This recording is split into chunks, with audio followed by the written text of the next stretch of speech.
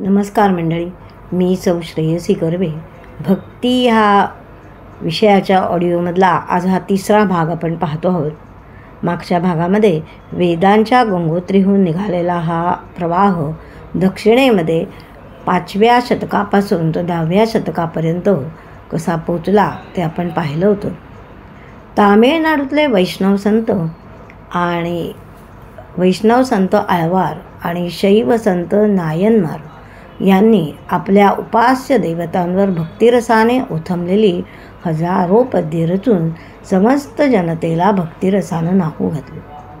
भक्ती ही भगवंताच्या कृपेनेच प्राप्त होते. भगवंताच्या कृपेनेच मनुष्य अजेय होतो. त्यामुळे भगवत प्रेमालाच ते माणसाची सर्वात मोठी संपत्ती मानतात. आळवारांच्या नंतर हे भक्तिसूत्र धरून रंगनाथ मुनी, रामानुज, मध्वाचार्य इत्यादी अनेक आचार्य पुढे आले. भक्तीचे महात्म्य सांगताना मध्वाचार्य म्हणतात की भक्ती ही निर्दोष असावी, स्वार्थाची भावना त्यामध्ये नसावी.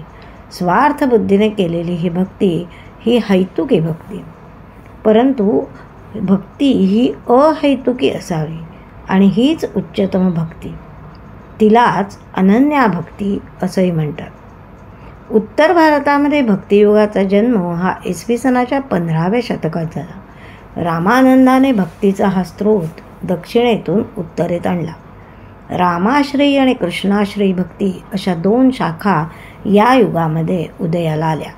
राम शाखेचा उगम काशीत झाला तर कृष्ण शाखेचा वृंदावनामध्ये झाला. कबीर, तुलसीदास हे रामाश्रयी शाखेचे 2 प्रमुख प्रतिनिधी म्हणता येतील. भारतीय भक्ती संप्रदायातील आणखी एक प्रमुख संप्रदाय म्हणून गणला जातो तो वारकरी संप्रदाय. पंढरपूरचा विठोबा हे त्याचं उपास्य दैवत. ज्ञानदेव, नामदेव, एकनाथ, तुकाराम इत्यादी संतश्रेष्ठ या पंथामध्ये होऊन गेले. या संतांनी आपल्या वाङ्मयाच्या रूपाने पंथाला प्रसिद्धी आणि गौरव प्राप्त करून दिलं. वारी करणारा तो वारकरी. प्रतिवर्षी किंवा प्रतिमास नियमितपणे वारी करणारे हे वारकरी. आषाढी, कार्तिकी, माघी, चैत्री अशा पंढरपूरच्या या प्रमुख वाऱ्या.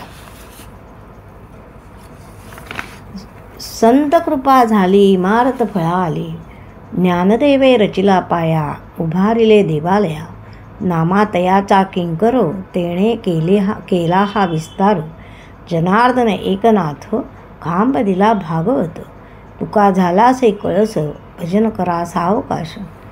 महाराष्ट्रातील या भक्ती संप्रदायाचे मंदिर असं उभारलं गेलं. ज्ञानदेवांनी मंदिराचा पाया रचला, अर्थात संप्रदायाला तत्त्वज्ञानाचं अधिष्ठान दिलं. नामदेवाने कीर्तन भक्ती करून महाराष्ट्रात विठ्ठल भक्तीचा प्रसार केला. पुढे गुजरात, पंजाब, राजस्थान या प्रदेशातही नामदेवांनी वारकरी संप्रदायाचा झेंडा उभारला. ज्ञानदेव आणि नामदेवांनी ह्या भक्तिपंथाची दारं आबाल वृद्ध स्त्री पुरुषांना खुली केली. देवाच्या दारी कोणी उंच नाही, कोणी नीच नाही, तर हृदयामध्ये भक्तिप्रेम असणारे सगळेच देवाला सारखे आणि देवाचे लाडके असतात असं ते म्हणत. त्यामुळेच पंढरपूर हे सार्वजनिक क्षेत्र ठरलं.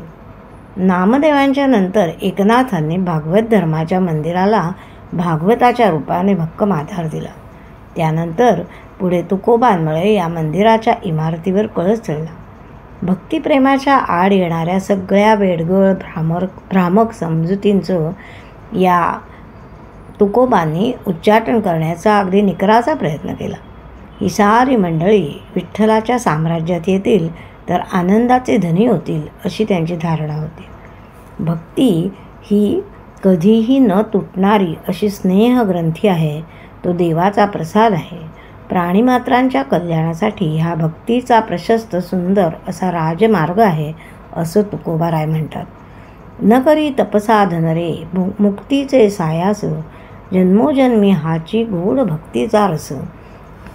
वारकरी संप्रदायात भक्ती हे मोक्षाचं आत्मसुखाचं श्रेष्ठ असं साधन मानलं गेलं. धर्म, अर्थ, काम, मोक्ष हे 4 पुरुषार्थ प्राचीन परंपरेमध्ये सांगितले आहेत. तर ज्ञानदेवांनी भक्तीला 5वा पुरुषार्थ मानलं. मानवी जीवनाचं अंतिम साध्य मोक्ष नसून भक्ती आहे. भक्तीचं जीवन साफल्य आहे असं ज्ञानदेव मानतात.